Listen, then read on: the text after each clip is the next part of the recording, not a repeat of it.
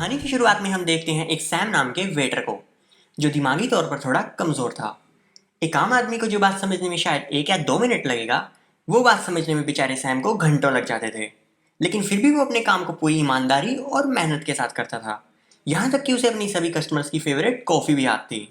एक दिन Sam cafe में ही था और तभी उसे हॉस्पिटल से कॉल आता है और उसे पता चलता है कि वो बाप बन गया है, जिसे सुनकर वो खुशी से पागल हो जाता है।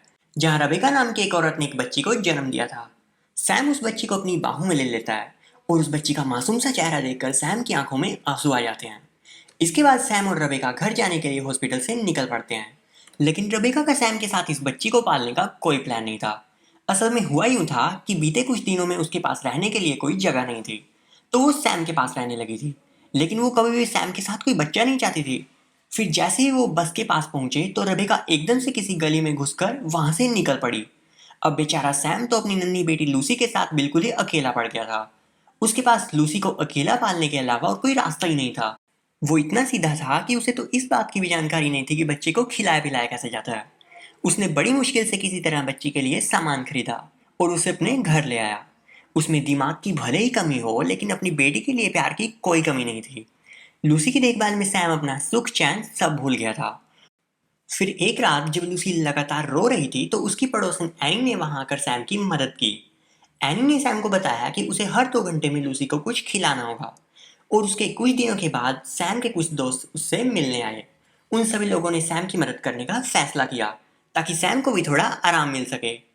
उन सब का दिमाग भी सैम की तरह थोड़ा कमजोर था, लेकिन अपने दोस्त की मदद करने में उन्होंने कोई कमी नहीं छोड़ी। अब जैसे जैसे समय बीतता गया लूसी भी बड़ी होने लगी। लूसी को पालने में सैम को काफी परेशानियों का सामना करना पड़ता था। इसलिए उसने अपनी पड़ोसन एनी को लूसी की देखभाल करने के लिए कहा।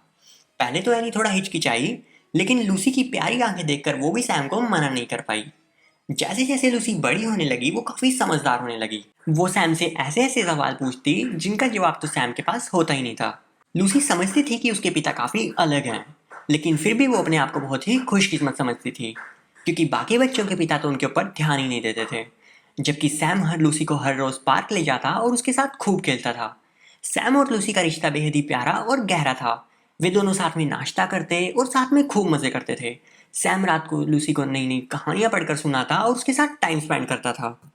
अब जल्द ही लूसी स्कूल जाने वाली थी, इसलिए सैम और उसके दोस्त लूसी को जूते दिलाने चल पड़े। लेकिन जब पैसे देने की बारी आई तो सैम के पास कुछ पैसे कम पड़ने लगे। लेकिन सैम के दोस्तों ने उसकी मदद करने के लिए भर भर के पैसे दिए। काश भगवान ऐसे दोस्त सबको दे। खैर लूसी को भी अपने पिता की हालत के बारे में अच्छे से पता था, इसलिए कभी भी सैम को बेवजह परेशान नहीं करती थी। यहाँ तक कि जब रात को सैम लूसी को कहानी पढ़कर सुनाता तब भी लूसी केवल वही कहानी सुनती जिसे सैम अच्छे से पढ़ पाए।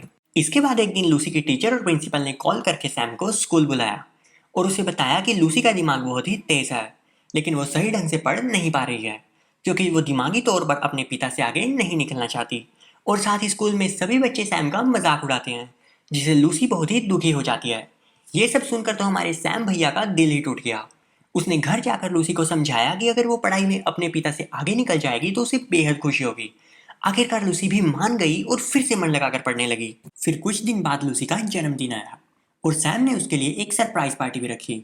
लेकिन इसके बाद सैम की जिंदगी में एक तूफान आने वाला था और तभी एंट्री होती है एक मार्गेट नाम की औरत की, जो बच्चों की संस्था में काम करती थी। उसने सैम को बताया कि वे लोग लूसी को अपने साथ ले जा रहे हैं, क्योंकि अपने कमजोर दिमाग की वजह से सैम उसकी अच्छे से परवरिश नहीं दे सकता। वही पार्टी में लूसी के एक दोस्त की सैम से झड़प हो गई। उसने दिल में लाकर कह दिया, अबे भोंदू कहीं के, तेरी बेटी तक स्कूल में ये बोलती फिरती है कि ये मेरा असली बाप नहीं है। और अपना सच सामने आता देखकर लूसी डर गई और तुरंत वहां से भाग निकली।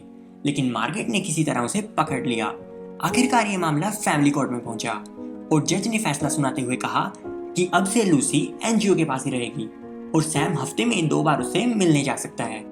ये सुनकर सैम और उसके दोस्तों का दिल टूट गया। आखिरकार उन्होंने शहर की सबसे मशहूर वकील रीटा के पास जाने का फैसला किया, लेकिन रीटा को इस केस में कोई दिलचस्पी नहीं थी। आखिरकार रीटा ने उसे किसी और दिन आने को कहा और अपनी जान छुड़ाई। इसके बाद सैम ने अपने बॉस से प्रमोशन की मांग की ताकि वो थोड़े ज्यादा पैसे कमाकर वकील की फीस दे सके। फिर कुछ दिन बाद वो दोबारा रीटा के पास पहुंचा। जब रीटा के साथ काम करने वालों ने उसे सैम के बारे में पूछा तो रीटा ने अपना नाम बनाने के लिए कह दिया कि वो सैम का केस मुफ्त में लड़ रही है। लेकिन सब जानते थे कि रीटा असल में कितनी कठोर है। उसके कलीग्स को तो ये बात हजम ही नहीं हुई। उधर इस सब के चलते सैम को लूसी से मिलने में काफी देर हो गई थी और मार्गरेट ने भी लूसी को वापस चलने के लिए कहा। लेकिन लूसी को पूरा भरोसा था कि उसके पिता जरूर आएंगे और हुआ भी वैसा ही। जैसे ही सैम वहां पहुंचा, लूसी ने तुरंत उसे गले लगा लिया और स्कूल में अपनी बोली बात के लिए माफी भी मांगी। उसने भावुक होकर कहा कि उसे सैम के अलावा और कोई पिता नहीं चाहिए। फिर सैम ने उसे जल्द ही घर ले जाने का वादा किया। इसके बाद वो कोर्ट का लेटर लेकर सीधा रीटा के ऑफिस पहुंचा। इसके मुताबिक सैम को एक साइकाट्रिस्ट से जांच करवानी थी, जिससे साफ हो सके कि वो लूसी को पालने के लायक है या नहीं। वो तुरंत डॉक्टर के पास पहुंचा, लेकिन उसके लगातार सवाल पूछने से सैम थोड़ा परेशान हो गया। उसने अनजाने में कबूल कर लिया कि उससे लूसी को पालने में कुछ गलतियां तो हुई हैं। उधर रीटा एक ऐसा इंसान ढूंढ रही थी जो जज के सामने ये कह सके कि सैम ने अपनी बेटी को कितने अच्छे से पाला है। अब कोर्ट की तारीख आ जाती है और वहाँ अलग अलग लोगों को बुलाकर उनसे सैम और लूसी के रिलेशनशिप्स के बारे में सवाल किए जाते हैं। सरकारी वकील मिस्टर टर्नर का यह कहना था कि सैम, जिसका दिमाग एक 7 साल के बच्चे जैसा है, जिसे 2 को 2 से मल्टीप्लाई नहीं करना आता, जो 8 सालों में कॉफी बनाना नहीं सीख पाया और जो अपने इमोशंस को कंट्रोल नहीं कर सकता, क्या उसे एक बच्चे की कस्टडी दी जानी चाहिए? क्या वो लूसी की परवरिश ठीक से कर पाएगा? लेकिन इतनी सुनवाई के बाद भी कोर्ट किसी नतीजे पर नहीं पहुंच पाता। अब तो लूसी को भी डर लगने लगा था कि अगर वो केस हार गए तो उसे उसके फादर से अलग कर दिया जाएगा और फिर वो कभी भी सैम से नहीं मिल पाएगी। इसलिए एक दिन मुलाकात के दौरान वो सैम से झूठ बोलकर उसके साथ यहाँ से बहुत दूर भाग जाने की कोशिश करती है, जहाँ उन्हें कोई भी न ढूंढ सके। लेकिन सैम अच्छी तरह जानता था कि ये सब गलत है, इसलिए वो उसे वापस लेकर आ जाता है।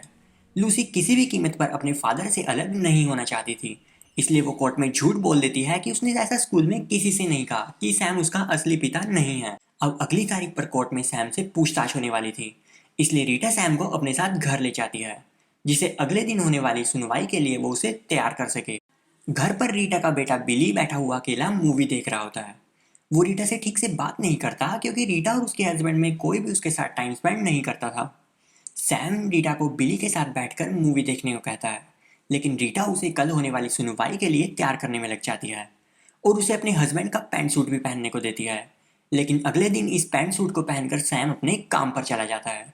यहाँ हड़बड़ी में वो अपने सारे कपड़े खराब कर लेता है और फिर इसी हालत में भागकर कोर्ट भी चला जाता है। लेकिन पिछले रात की प्रैक्टिस उसके बहुत काम आती है और वो सभी सवालों के जवाब सही सही दे देता है। लेकिन मिस्टर टर्नर अब सैम के इमोशंस के साथ खेलना शुरू करते हैं और उसे कहते हैं कि क्या वो लूसी को वो सभी सुख सुविधाएं दे सकता है जो उसे मिलनी चाहिए। इस बात पर बेचारा सैम इमोशनल हो जाता है और कह देता है कि वो लूसी की अच्छे से परवरिश नहीं कर सकता और इस तरह उससे लूसी की कस्टडी छीन ली जाती है। लेकिन उसे एक मौका दिया जाता है कि अगर वो अपनी इनकम बढ़ा लेता है तो उसे लूसी की कस्टडी वापस मिल जाएगी और तब तक के लिए लूसी को एक फोस्टर फैमिली को सौंप दिया जाता है। और इस फोस्टर फैमिली में एक लेडी रैंडी और उसका हस्बैंड रहते थे। रैंडी लूसी को बहुत प्यार करती थी। वो हर समय उसे घुलने मिलने की कोशिश करती रहती थी और कहीं ना कहीं वो इसमें कामयाब भी हो जाती है और लूसी का भरोसा जीत लेती है। लेकिन फिर भी लूसी हर समय सैम का ही इंतजार करती रहती थी, क्योंकि यहाँ भी सैम एक हफ्ते में 2 बार लूसी से मिल सकता था। लेकिन सैम अब हार मान चुका था और लूसी से मिलना बंद कर देता है और साथ ही वो और काम पर जाना भी बंद कर देता है। जब सैम लूसी से मिलने नहीं चाहता तब रीटा उसके अपार्टमेंट में आकर उसे समझाती है और उसे हार न मानने के लिए कहती है। लेकिन सैम उसे कहता है कि वो उसकी तरह परफेक्ट नहीं है और उसकी तरह परफेक्ट जिंदगी वाले लोग उसकी फीलिंग्स को नहीं समझ सकते। इस बात पर रीटा गुस्सा हो जाती है और वो सैम को बताती है कि उसकी ज़िंदगी परफेक्ट नहीं है। उसके हस्बैंड का किसी और लड़की के साथ अफेयर चल रहा है, उसके कलीग्स उसे पसंद नहीं करते और उसका अपना बेटा उसके साथ ठीक से बात नहीं करता। ये सब बताते हुए वो रोने लग जाती है और उसे चुप कराने के लिए सैम उसे गले लगा लेता है। इसके बाद रीटा की बात मानकर सैम अपनी पुरानी जॉब के साथ एक नया पार्ट टाइम जॉब भी स्टार्ट कर देता है। अब अगले दिन वो फिर से लूसी से मिलने जाता है, लेकिन लूसी उसे देखकर बहुत ही गुस्से में आ जाती है और उसे कहती है कि वो इतने दिनों से उसे मिलने क्यों नहीं आया। लेकिन फिर वो शांत होकर उसकी बात सुनती है। अब रीटा कोर्ट में एक फाइल पेश करती है जिसमें सैम की जिंदगी में आए बदलावों की लिस्ट थी। लेकिन मार्गरेट उसे बताती है कि लूसी के फोस्टर पेरेंट्स ने उसे गोद लेने की अर्जी लगा दी है, जिसे चाइल्ड एंड फैमिली डिपार्टमेंट भी पूरी तरह सपोर्ट करता है। इस बात से रीटा भी हार मान जाती है।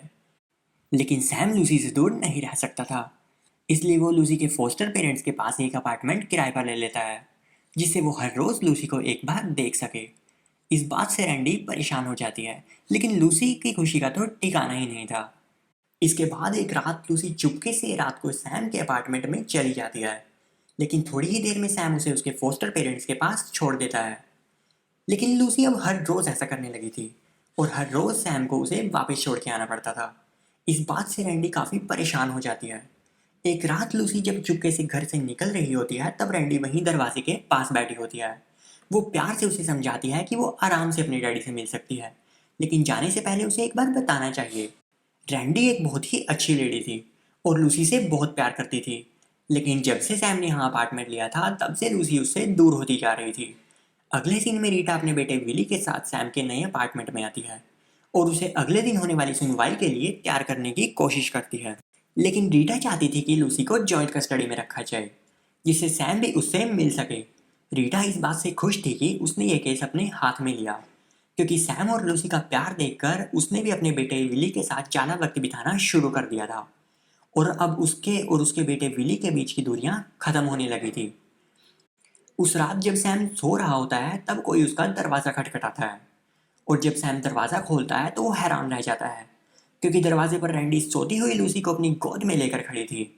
इससे पहले कि सैम कुछ समझ पाता, रैंडी लूसी को उसकी गोद में दे देती है और रोते हुए कहती है कि वो लूसी को इतना प्यार कभी नहीं दे सकती जितना सैम से उसे मिलता है।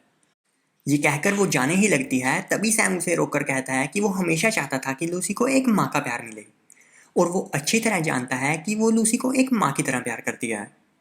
इसलिए वो ऐसे ही लूसी को उसकी एक माँ की तरह प्यार करने के लिए रिक्वेस्ट करता है और इस बात से रैंडी खुश हो जाती है और हाँ कर देती है। आखिरकार सैम को लूसी की फुल कस्टडी मिल जाती है और अब वो उसी के साथ रहती है। मूवी के एंड में लूसी को एक फुटबॉल मैच खेलते हुए दिखाया जाता है, जिसे देखने के लिए उसे प्यार करने वाले सभी लोग जैसे रैंडी, उसका हस्बैंड, रीटा और सैम के सभी दोस्त आए हुए होते हैं। और इसी के साथ ये मूवी यहीं पर एंड हो जाती है। दोस्तों, मुझे तो ये मूवी काफ़ी यूनिक लगी। आपको ये मूवी कैसी लगी कमेंट करके ज़रूर बताइएगा और इसी के साथ वीडियो को लाइक और चैनल को सब्सक्राइब करना ना भूलिएगा। तो मिलते हैं अगली वीडियो में ऐसी ही एक और इंटरेस्टिंग स्टोरी के साथ।